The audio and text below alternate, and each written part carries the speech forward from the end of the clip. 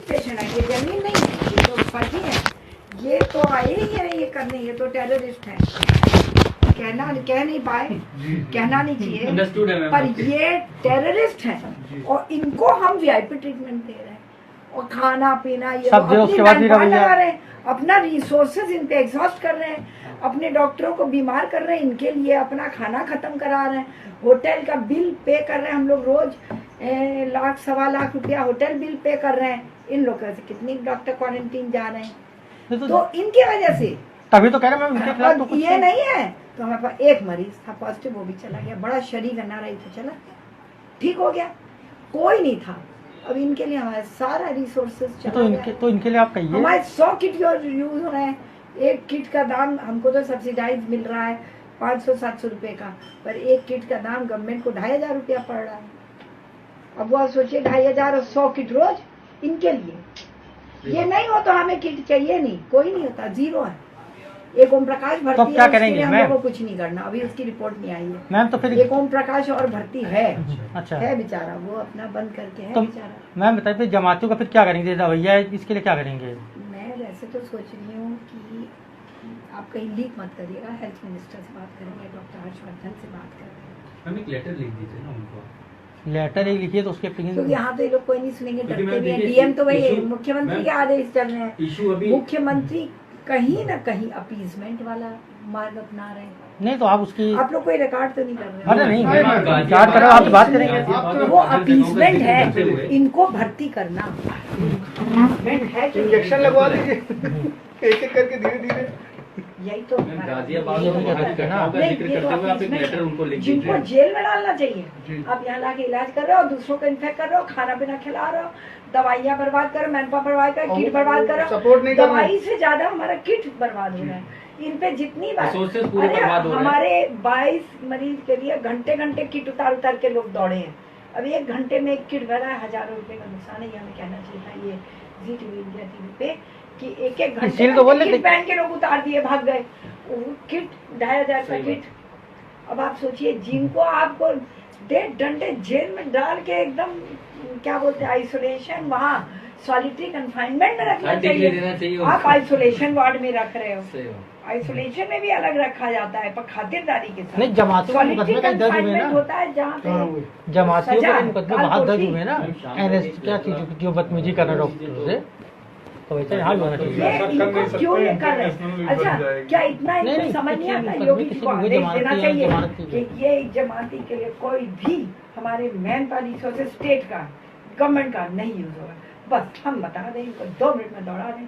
हमने 22 को जिस तरह से पूरी रात जग के हल्ला किया, तो सुबह आके एम्बुलेंस मिला, तब वो कह रहे नहीं 60 एम्बुलेंस इनके लिए लगे हैं, इनके लिए लगे हैं खातिरदारी के। उस दिन रात को भी 80 मरीज लाए खातिरदारी के लिए। हमने कहा लगा, बहुत सीएमओ से मैंने लड़ा, मैंने कहा 80 आपने क्या समझा रहे हैं डीएम को? डीएम को तो वही करेंगे जो सीएमओ समझाएंगे। सीएमओ 80 लोगों का खातिरदारी में एम्बुलेंस दौड़ा रहे हैं। मैंने कहा खातिरदारी छोड़िए, आप ये 22 लोगों को लेके जंगल में डाल दीजिए, बंद कर दीजिए, जंगल में काली कोठरी में बंद करिए, यहाँ ला रहे हैं। तो बहुत बोले आप कैसे कह सकती हैं, ये कोई सुन लेगा, कोई ये वो। मुझे बहुत ज्यादा दबाया गया, और अभी भी हम खुल के थोड़ी ना बोल सकते हैं। एक चीज डिमांड करिए कि इनको अलग से आइसोलेट आप लोग कर सकते हैं, आप मीडिया में नहीं मैडम एक काम करिए ना, किसी से कहलवा सकते हैं कि ये तो अपीजमेंट कर रहे हैं आप मरीजों का, मैडम और एट द कॉस्ट ऑफ बाकी लोग, at the cost of health worker, at the cost of state money, at the cost of public को। आप 100 करोड़ पब्लिक सैक्रिफाइस कर रहे हैं, ये 1 करोड़ लोग के लिए, 20-30 करोड़ लोग के लिए, जिनका इंटेंशन कुछ और ही है। 100 करोड़ या 30 करोड़ ये, और जिनका इंटेंशन ही कुछ और है, उनका जो फैलाने लगे। मैडम एक काम करिए, सुनिए मैडम, झोंक तो पूरा। मैडम जी अभी गवर्नमेंट नेगेटिव में चली जाएगी जीडीपी में, तो क्या कहते हैं कि आर्थिक इमरजेंसी आएगी, इनकी वजह से आर्थिक इमरजेंसी आ जाएगी। मैडम एक एप्लीकेशन, एक वो लिखिए, आप लेटर लिखिए और वो लेटर में वो दे दीजिए कि आपने अपनी डिमांड रखी है, हाँ। ये मांग है, वो हमने उसको चलाएंगे, शायद उसका कुछ फर्क पड़े। बिल्कुल बहुत फर्क पड़ेगा। और आज ये मुद्दा मैं बहुत गर्म है, शाम तक अगर आपको उसका रिस्पांस मिले, निकले का आएगा ना। गाजियाबाद की घटनाओं को और सब जिक्र करते हुए मंत्री से भी बात करूंगी तो वो तो वीडियो वायरल हो रहा है, उसके बारे में आपका क्या कहना है? ये बहुत दुख की बात है कि कुछ लोगों ने इस तरह के से साजिश की है, ब्लैकमेल, एक्सटॉर्शन की कोशिश है, अशांति फैलाने की कोशिश है, गलत चीज़ और पुरानी चीज़ जो 70 दिन पुरानी थी, जिसके बारे में हम लोगों ने आपस में सेटल कर दिया। 80 मरीज एकदम से आए, पुलिस फोर्स लेके आई और वहाँ पे रहे। तो हम लोगों को 2 दिन तो जैसे वो बहुत डरे थे, हम बहुत डरे थे।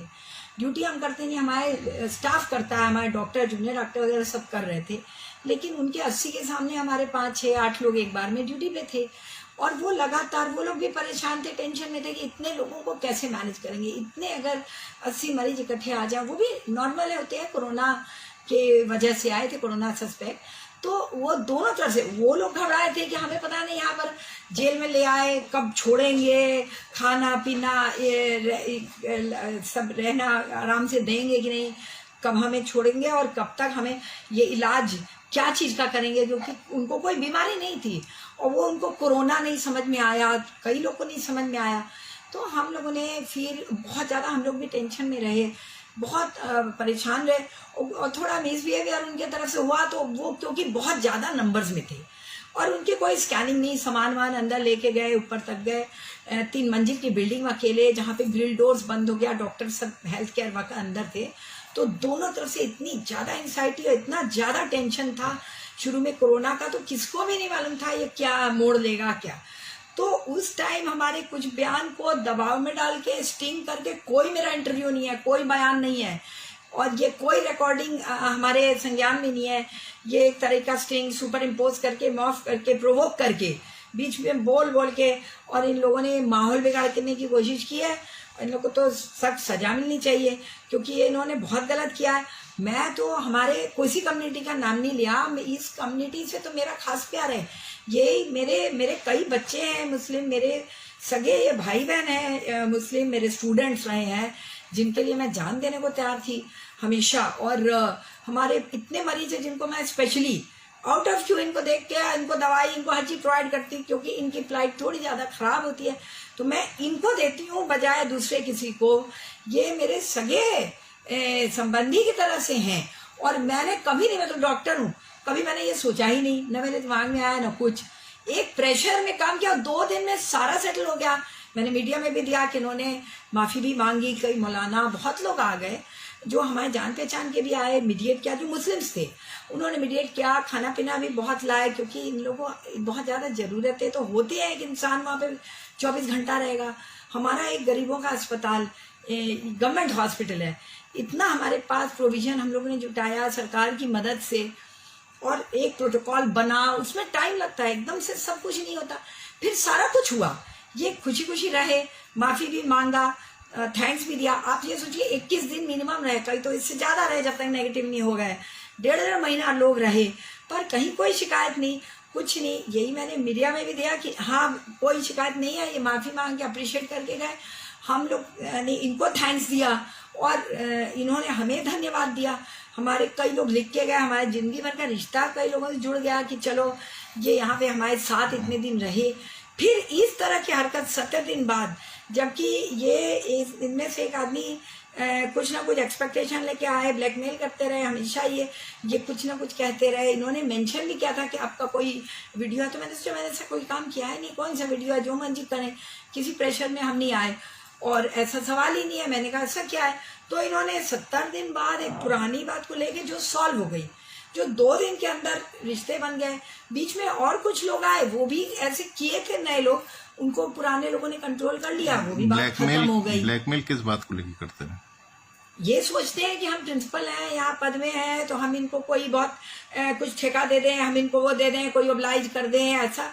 पर इस गवर्नमेंट में इतनी ट्रांसपेरेंसी से सब काम होता है, सारे ट्रांजैक्शन इतने डिजिटल होते हैं, इस तरह हम लोग किसी को ओब्लाइज नहीं कर सकते। हमने हमेशा सीनियरिटी, टैलेंट, मेरिट को रिस्पेक्ट करके कोई भी यहाँ पे रिक्रूटमेंट्स किए, संविदा पे लिए, हमारे डॉक्टर्स नॉन PGJR को लिए, हमने कितने पद खाली थे, 300 से ज़्यादा पद हमने भरे हैं। तो ये इस तरह से करना ये बहुत गलत बात है और आपके थ्रू हम यही कहेंगे कि ये बहुत इस तरह माहौल बिगाड़ने की कोशिश कर रहे हैं। किसी कम्युनिटी के खिलाफ हम कभी नहीं रहे, सब मुझे जानते हैं। मैं 38-40 साल से हूँ और इस तरह से एक फेक वीडियो सर्कुलेट करना ये बहुत गलत है और ऐसा कुछ नहीं है।